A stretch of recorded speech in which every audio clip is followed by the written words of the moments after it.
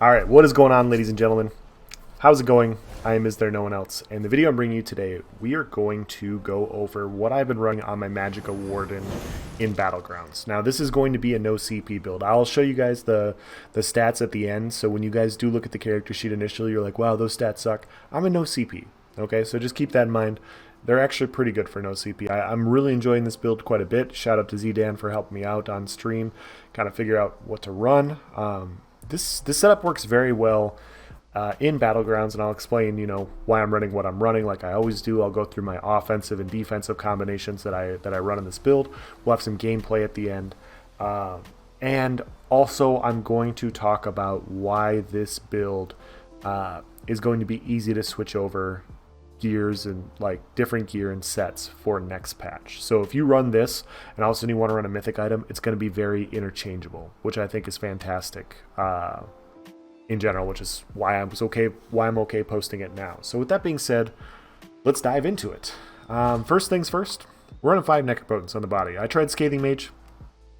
I didn't like Scathing Mage and no CP. I thought Scathing Mage could possibly be pretty good because it's 500 spell damage for the 5-piece. If you're going to hit a lot of people with AoE like direct damage AoE abilities, this is going to proc a lot. But you have to spam your clench in order to proc it quite a bit, which you don't really want to do in no CP. So I went with old reliable Necropotence. It's a good damage set, gives you a ton of max Magicka. Our Netch is going to count as a pet, so this is going to proc. 2 Bloodspawn, this is 5-1-1 setup, 5 light, 1 medium, 1 heavy. As far as the jewelry goes, this is a little unique, so bear with me here. We got 2 willpower rings. I know, super unique. You guys have never heard of willpower before. But we're running 1 ring of the potentates, and then we're going to back bar 2-piece potentates. So on the back bar, that's where we get both these buffs. On the front bar, we get none of them, but on the back bar, we get the reduced damage taken from players by 5%. We also have reduced ulti cost by 15%, which is going to be very, very valuable in Battlegrounds, and I'll dive into that in a little bit. But yeah, all prismatic on like all the pieces. I grabbed the wrong monster shoulder. This should also be prismatic. That's my bad. But max stats across the board is the best way to go. I am currently an Argonian. Now, the reason I'm an Argonian is typically I run my Magicka Warden as a healer for group play. I don't normally dabble into damage dealing. If you're only going to run damage on a Magden, I recommend Breton. Breton's fantastic. But Argonian's not bad. I mean, look at the tail, guys. Check out that tail. We're pretty sweet. So I went the skinny route. You can be a fat Argonian, you can be a muscular Argonian. I went skinny.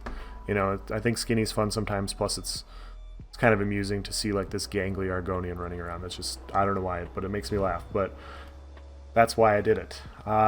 We were running front bar 2-piece lightning staff.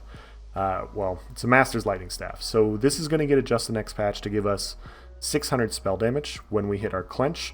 The perfected version will also give us another 120. So this is going to be a fantastic weapon for this patch and next patch. Definitely worth running on a Magicka Warden, in my opinion. That 700 spell damage is going to buff our entire burst combination. It should make Magdens substantially better overall, in my opinion. I mean, we'll have to test it and figure everything out, but that's my opinion. Master's Lightning Staff is the way to go.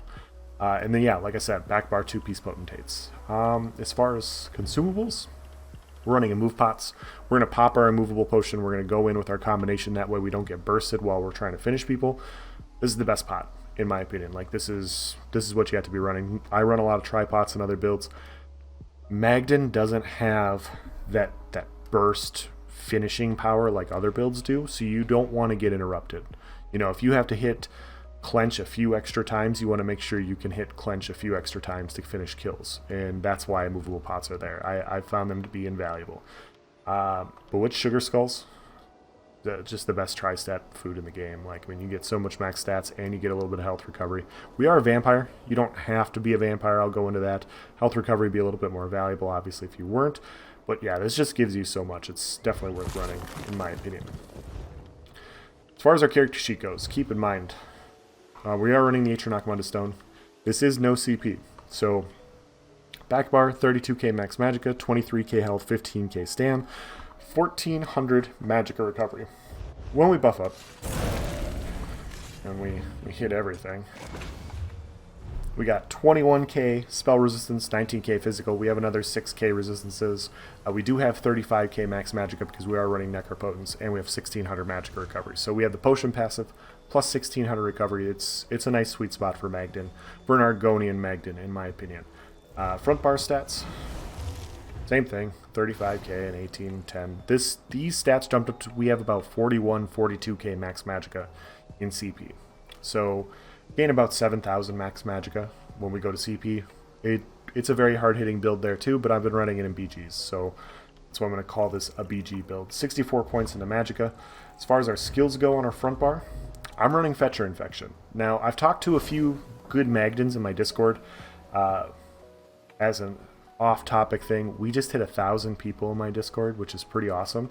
You know, a lot of people are coming there to ask questions. I think it's a nice resource. So if you have questions to ask, there's a lot of very helpful people there to help you out. We have different channels for every single class. You can ask your questions there. You can post build ideas. Yeah, super helpful. But I was talking to a few guys in there that are way better at Magden than I am, and they recommended running Gripping Shards. And Gripping Shards I definitely can see as like an outnumbered 1vx situation being good. Conjure Icy Shards around you to skewer enemies in the area. Immobilize them, and it also deals frost damage.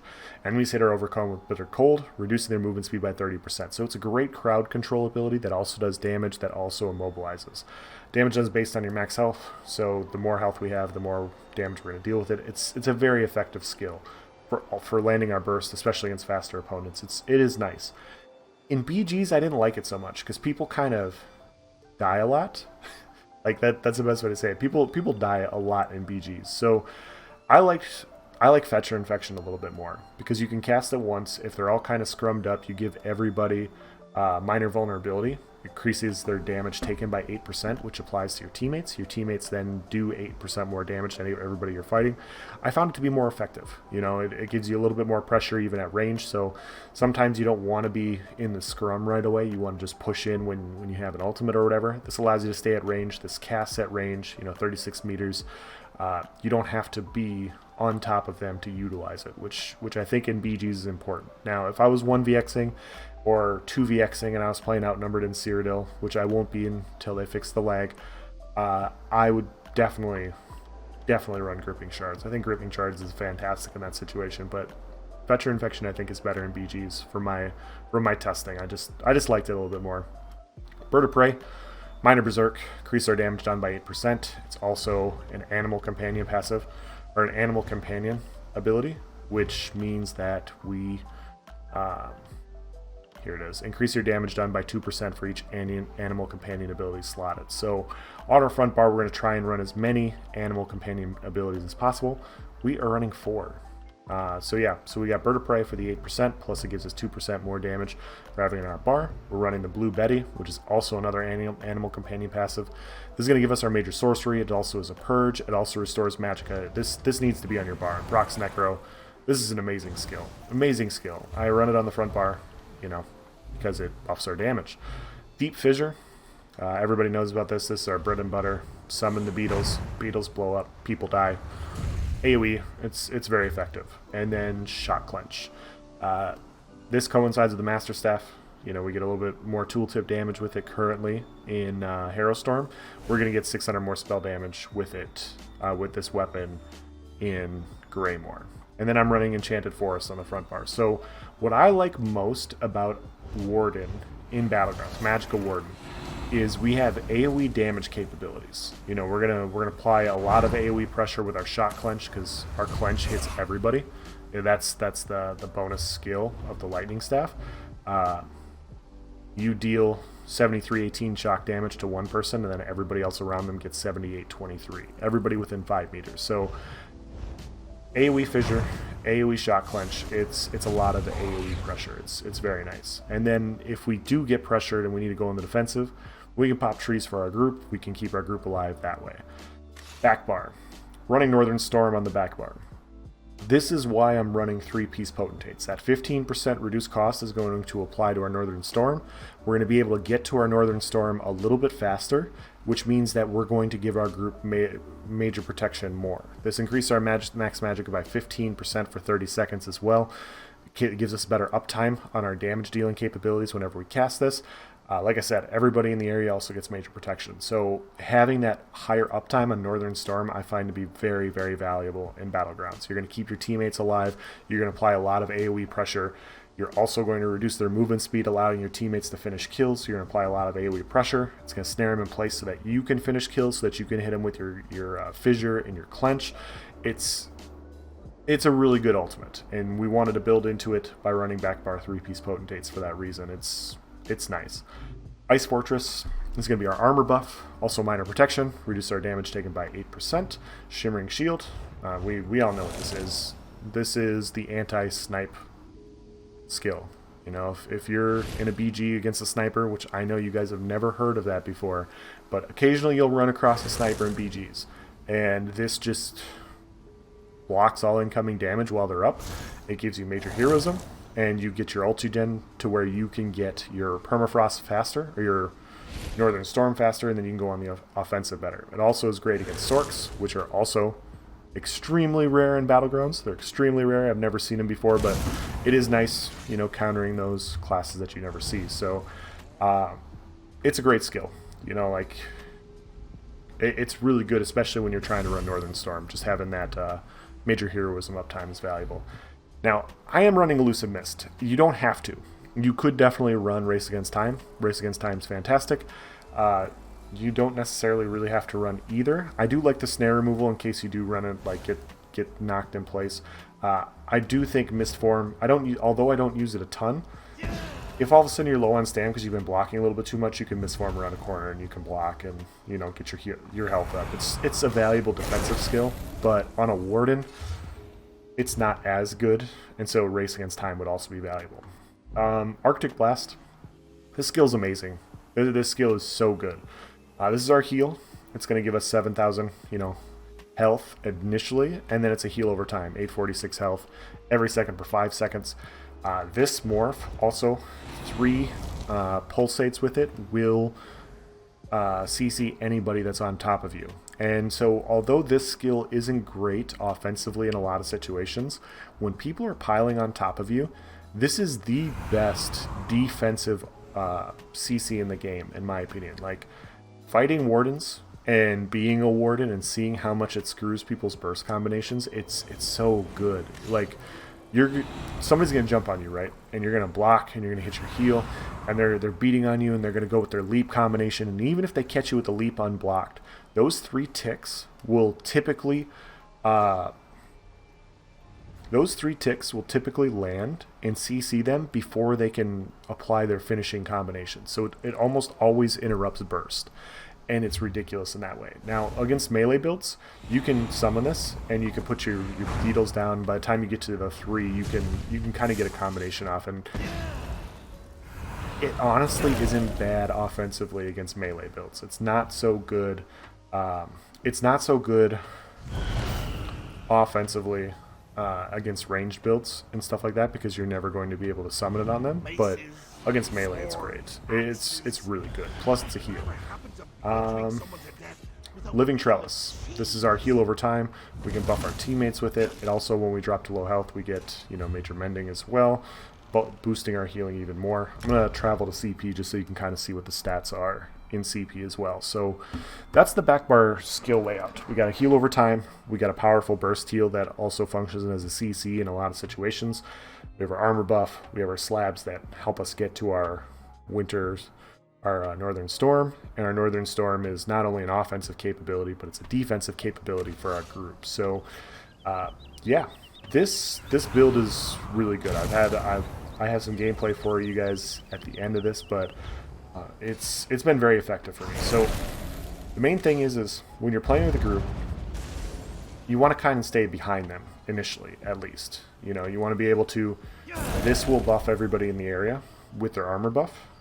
You can also hit everybody with Trellis, giving them that extra heal over time. You can put your abilities on, and then you can go in and you can go on the offensive. And so that's typically what I try to do, you know, when I'm running with a more coordinated group. Warden is very unique right now in PvP. You know, as a 1vx class, it's not very good. You're going to run across a few classes that are going to hard counter you like really badly, like anybody with good healing, you're gonna have a really hard time finishing them because you don't have that finishing power that other classes do. You don't have those finishing capabilities, which may change next patch. You know, maybe the vampire toggle plus the master's lightning staff, maybe that'll be the way to go. I don't know yet, but currently in a Harrowstorm, you just don't have that finishing power against a lot of opponents, so you're going to have a hard time sometimes, you know, 1vxing. But if you're in a group, like 2-man, 3-man, 24-man group, Magicka Warden is amazing. It's one of the best classes in PvP. It's one of the best classes in Battlegrounds because, you know, I compare it to like, you know, a midfielder in soccer or lacrosse. For you Europeans, you know, instead of calling it soccer, you can call it soccer because that's what it is. You guys need to quit calling it football. I mean, no, I'm just kidding.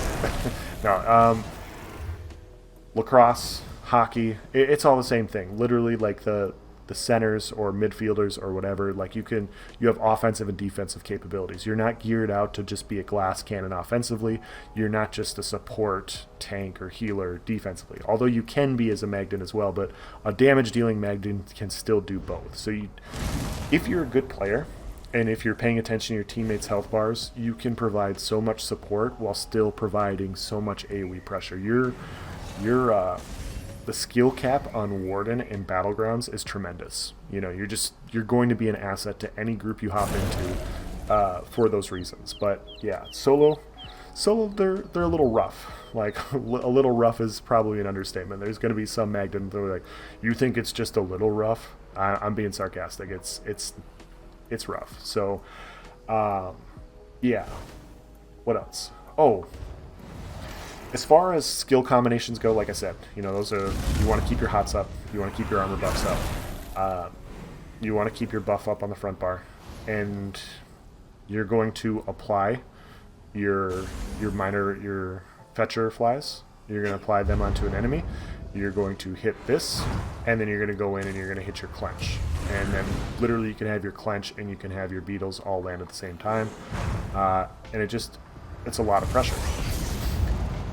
And against a lot of squishier opponents, you will kill them with just that. Now, as far as the offensive like burst, that gets a little difficult. So you have to be. It is a little clunky. I'm not gonna lie, it is a little clunky, but having that reduced cost so we can get to it faster is worth still having.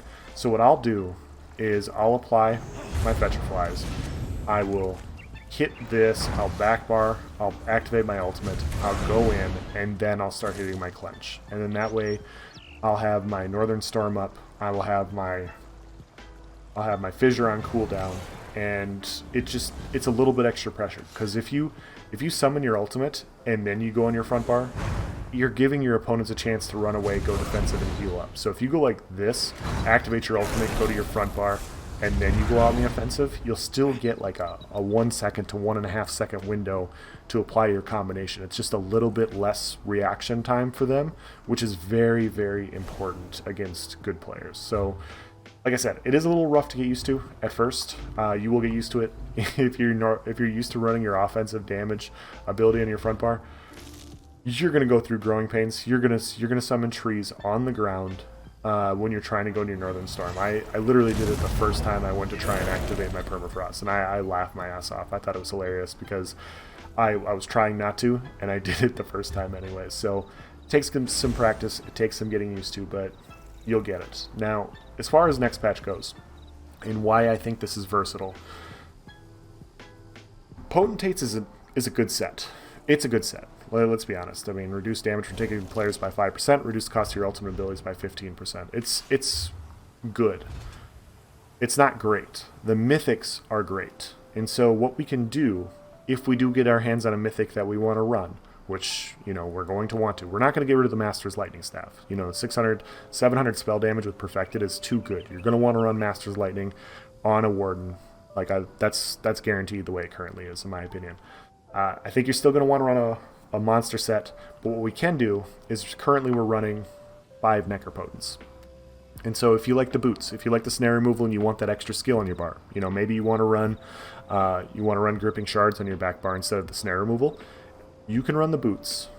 And that means you're going to have to fit Necro somewhere.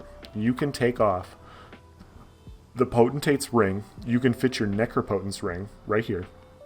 You'll still have 5 Necro. You'll have backbar 2-piece Potentate. So you're missing out on the 15%, which means you can then put Northern Storm on your front bar and Trees on your back bar. But now you have snare removal. You have an extra offensive capability. It's going to be fantastic. If you want to run the ring, like let's say you want to run Malakath ring, or you want to run the speed ring because you want to be just a speedy boy running around with Race Against Time and in the speed ring, you can put the ring right here. The same thing. You have the ring, you have your 5 Necro, you just don't have 3-piece Potentates. Potentates is good. It's not great. The mythics are great. So you're gonna be more than willing to sacrifice the 15% reduced ultimate cost for these mythics. Tonal constancy, same thing. You're gonna run the tonal constancy ring. You can then put 2 willpower right here, 5 Necro. There's a lot of workaround that still makes it functional, in my opinion. And that's the best part. So if you want to mess around with different mythics when you get them, this type of setup will allow you to do that because you can mix and match. You can still run a monster set. If you want to run Balorg, because Balorg is just the new sexy set, you can run Balorg. You know, you can run Lady Mundus, get your resistances that way and have them all the time. Instead of the Recovery Mundus, maybe you run 3 Recovery. You're going to offset that damage with the Master's Lightning anyways. So there's a lot of ways to adjust things. And that's what I like about this. Like a lot of you guys, if you've been thinking about this, you're going to have to move on. You might have to move on from 5.5.2. You know, your 5-piece body set, your 5-piece front bar set with your 2-piece monster set.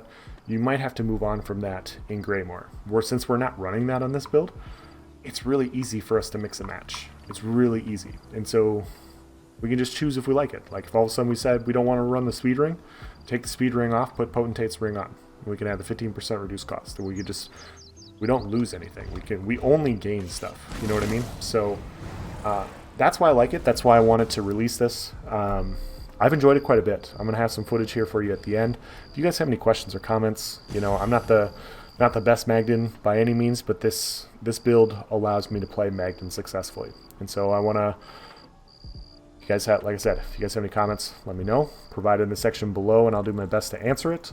Yeah, let's dive into those clips. All right, what's up, fellas? I got a couple Battlegrounds matches from you from Wednesday, which, depending on the day that you watch this, doesn't really apply to you, but we'll just say it was Wednesday anyways. I'm not gonna lie, guys, I had a lot of fun playing this Warden build. I decided to hop on it again when I was streaming. This is the first match that I had. Very, very effective in group play. You see, we go for the kill there. We take a meteor. We get an assist, and assists are typically the name of the game for Wardens. You know, Magicka Wardens, you're going to apply a lot of pressure. Like I normally, you know, in a lot of matches, I'll average 900 to 1,000,000 damage, depending on how long the matches last. You know, if they're quick, you know, yeah, you're going to have that average 600k damage or whatever. But a lot of AoE pressure, a lot of assists. We just don't have that finishing power a lot of other classes do. So we're going to get a lot of kills taken from us, which is fine. You know, the goal is to win games. You know, we're Chris Paul. You know, not everybody can be James Harden or Kobe Bryant. Sometimes somebody's got to pass the ball, and that's what we're going to do. We're going to apply a lot of pressure. We're going to do some team effort things with our build. I'm going to talk a little bit in the same way that I'm going to talk about my Magicka Necromancer when I do this challenge. We have to talk about, you know, what we're doing. And before I came up with this build, you know, I've already said it before, I haven't played a ton of Magden in the past. You know, I haven't done a lot, so I copied a build from a buddy of mine, Varks on PC. He gave me his build. He told me what to run. Tried it out. Had a lot of success. Had a lot of success with his build in no CP. And I wanted to optimize, basically kind of build off of his build, adopt some of the same things, but optimize it a little bit better for BGs, because his is more of an open world CP build, and you know, BGs is a different thing. And so Magden is interesting because we're not, I mean, we can be melee. We can operate like with somebody right in front of our face with all of our abilities. We can also operate at like intermediate range, you know, so we're not operating at deep range the way a Sork can, or the way a Nightblade or a Sniper can, but we can operate like in that intermediate area. So it allows us to play a little bit at range. It allows us to stay in melee if we choose to, because we have high healing. At this point, like I said, this is my first match. I feel like I got hit with a cost increase poison or something, or maybe it was a bug, but my magic was not going up. Like, I popped a permafrost to go on the offensive here, to have the major protection so I didn't die, because, look at my resource. I'm completely sauced.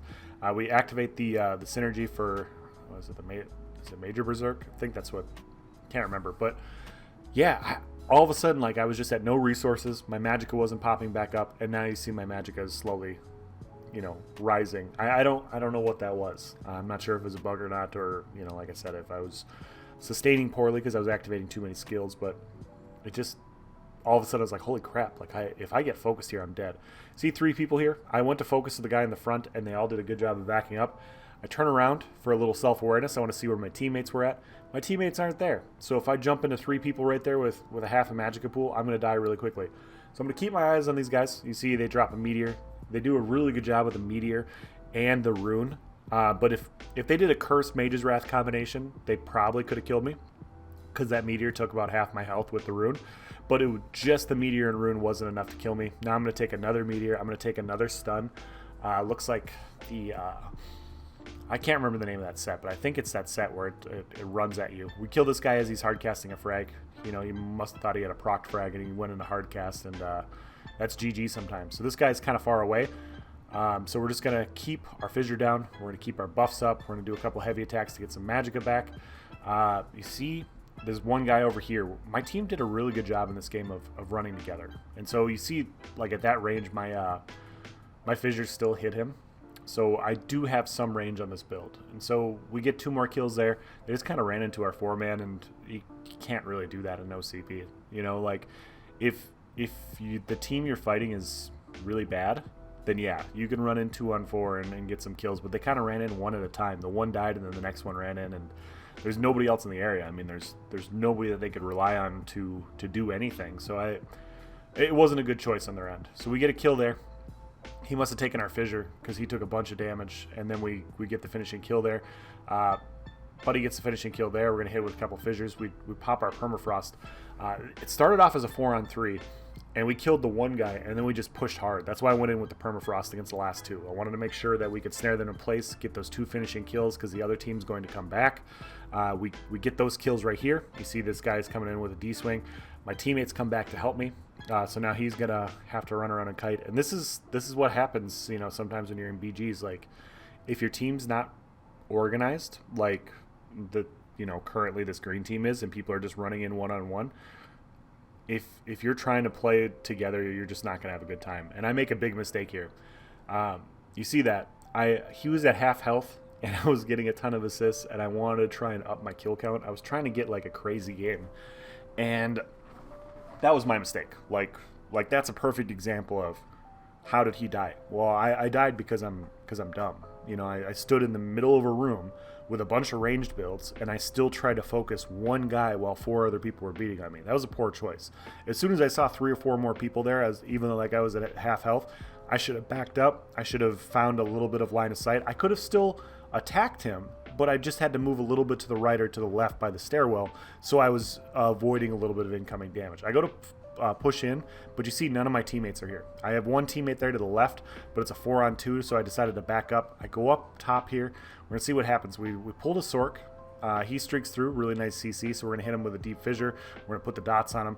He dodge rolls and falls off the side, so we're just going to hop back down. You see our little crosshairs for our buddies. We got one person here in the corner. We're going to regroup up, so now we got 2 of our buddies here. Purple team's back. We have our ultimate. We see a bunch of people here. I'm going to take a fear. I'm going to drop my permafrost and kind of keep my teammates protected. They'll have major protection. We get a couple kills there. We still have permafrost going, so I'm pushing into this pile right here, hitting him with a couple fissures. My teammate gets that kill. Now I'm taking a bow ulti plus a lot of Mage's Wrath, so I'm trying to keep my heals up. Plus I'm trying to keep my shimmering shield so I don't take a frag to the face. This guy didn't heal up. He's heavy attacking, so we're going to get the kill there. We get another quick kill there because that guy also wasn't healing. So we're just going to buff up. We're going to keep our dots down.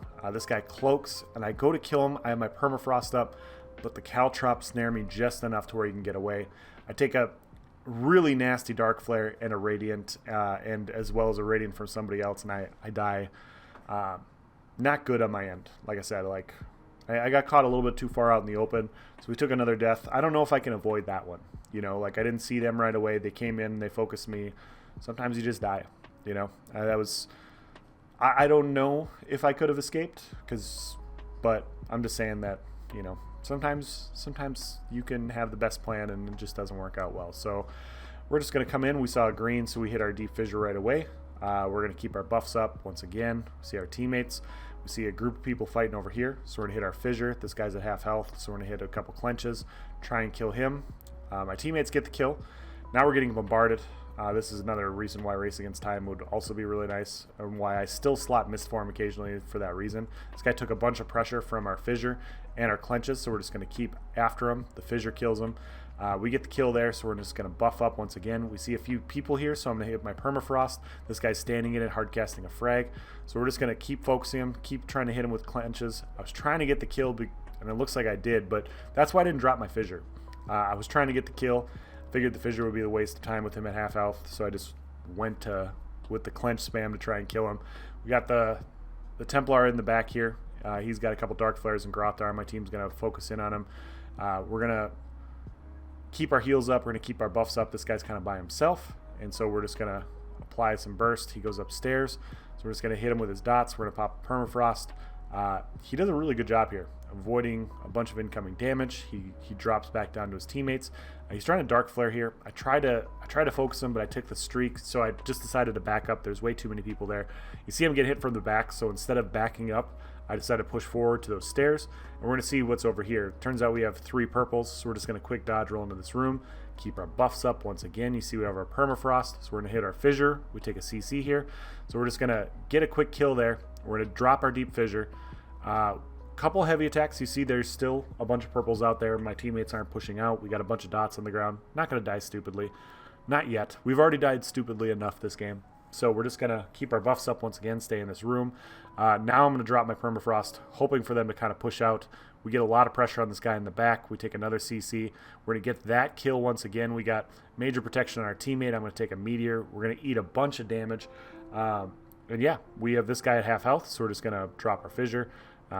He pops a healing ult right here, which is really good on his end. He must have been out of Magicka because he wasn't hitting Breath of Life. But yeah, you see the Dark Flare come in. We're just going to hit it with our fissure. We take another Fear. We take a Bombard.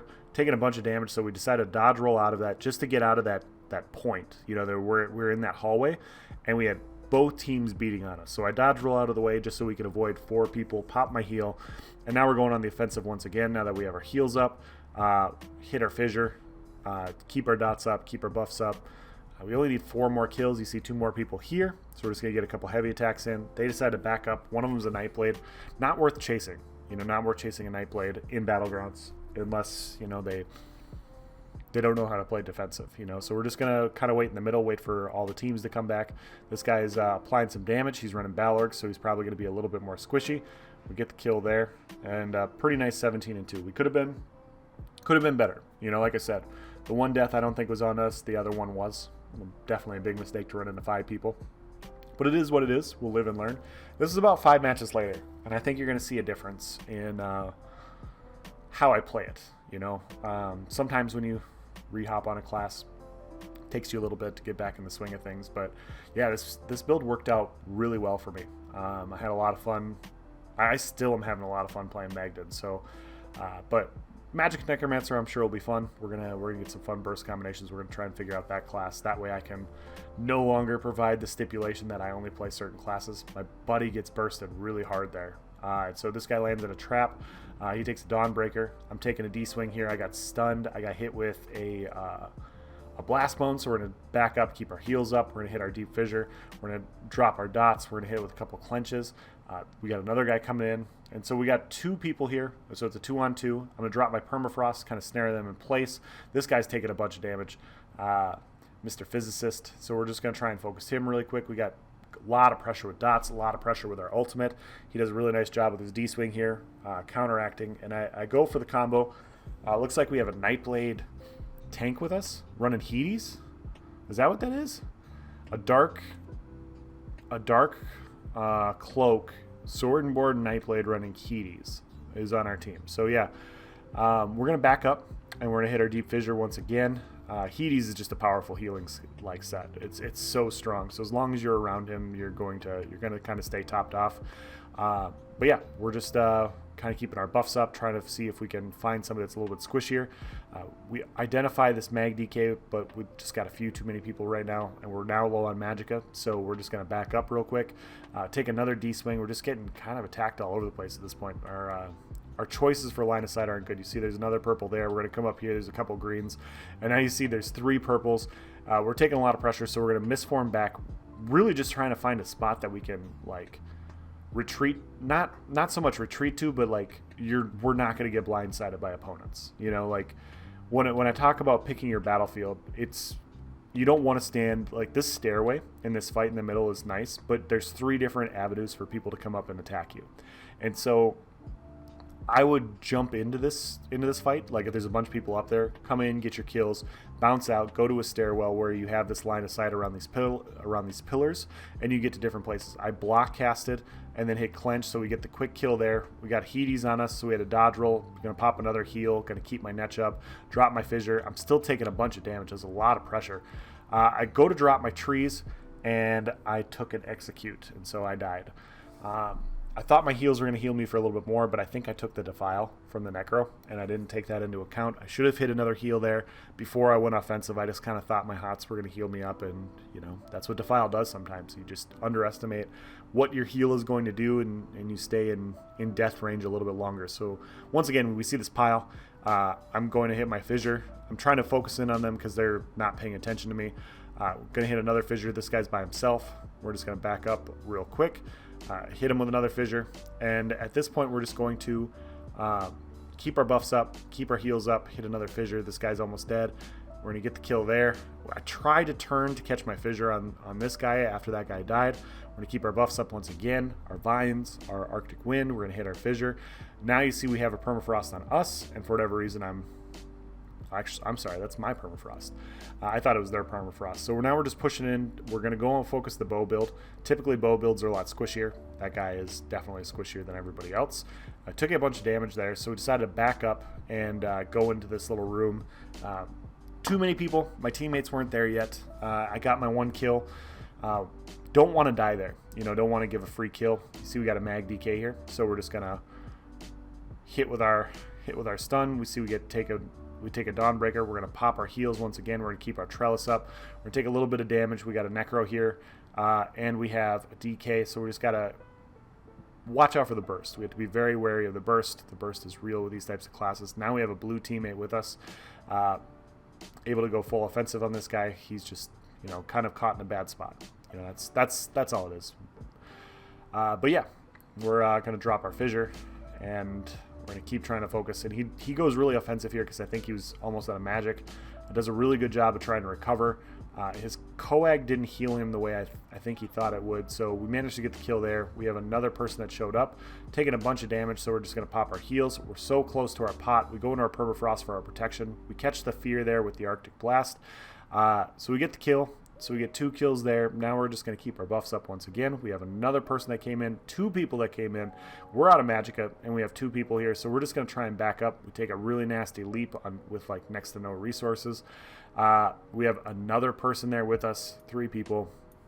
I could have probably tried to back up a little bit farther, but with 3 people there and little to no Magicka, no chance for a recovery, like we were going to die. So at this point we're down about, what is that, 75 points. We're in second place right now. Purple team's in a pretty sizable lead. Just waiting for the respawn. I see 3 of my 4 teammates. Well, 2 of my 4 teammates and myself are dead. Just going to buff up. We're going to head back down. You see they're fighting on the stairway here. So we're going to hit with a fissure. We're going to hit with our dots. Clench. We take a leap. Yeah, we're just going to buff up, go around this pillar really quick. You see they're all kind of piled in. We get 1 kill there. I get the kill there. These guys are at half health. I go to kill the guy in the back. I drop my permafrost because I wanted to try and kill everybody. There were 2 people who were at half health, and this guy jumped in.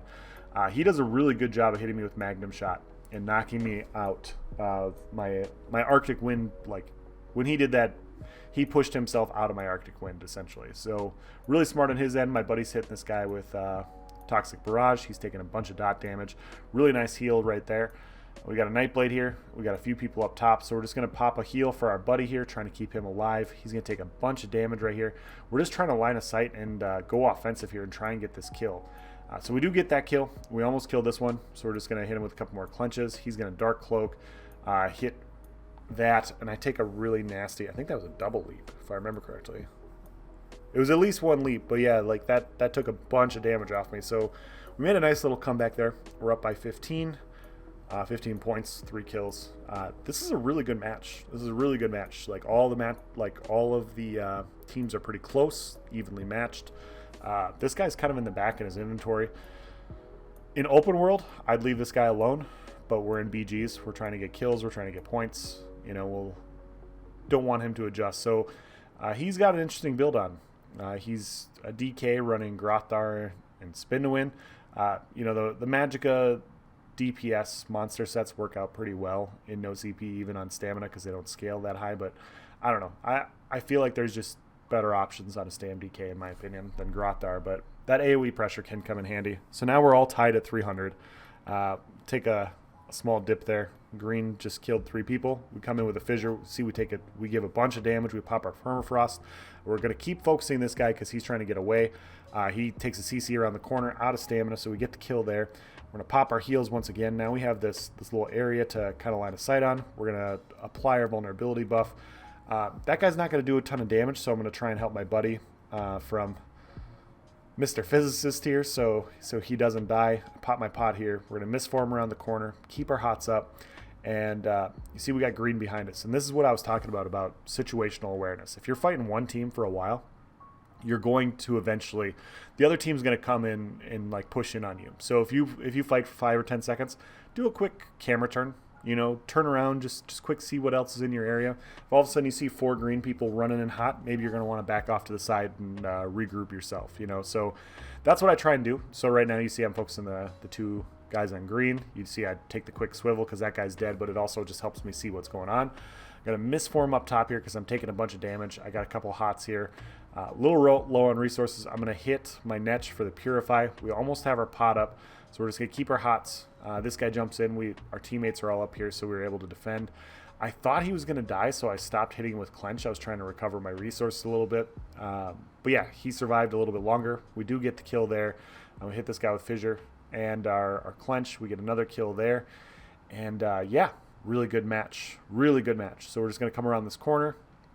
See a bunch of people piled around that side, so instead of going into the open space, we're going to go into these corridors. We're going to meet them up top here to where we can kind of push in and out. And you see we pop our permafrost, we go in with our fissure. They're all kind of snared and feared in place, so we're going to get a kill there.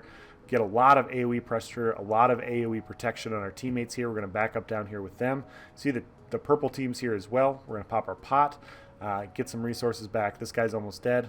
We help get the kill there. This guy's almost dead, so we're just going to focus him. Get the kill there as well. Can he keep our buffs up? We got the sniper, so we want to make sure we focus him. See, he takes a bunch of damage there. I go full offensive because I saw how hard that fissure hit him for. I just knew I could kill him before he could get another snipe off. So at that point, we're just going to back up once again. Almost have this game done. My teammates are focusing this guy. We have another person down here, so I'm going to go in for the kill on that. Take a CC. Gonna keep our buffs up. See a few people over there. Now we have a Nightblade jumping in on us. We have low resources, so we're just going to be a little careful. He cloaked away to hit an in-cap, which is really smart on his end. I wasn't sure if he was cloaking away to try and get away or not. We get our move pot. We're going to hit our Clench. He gets us the poison injection. He ambushes in.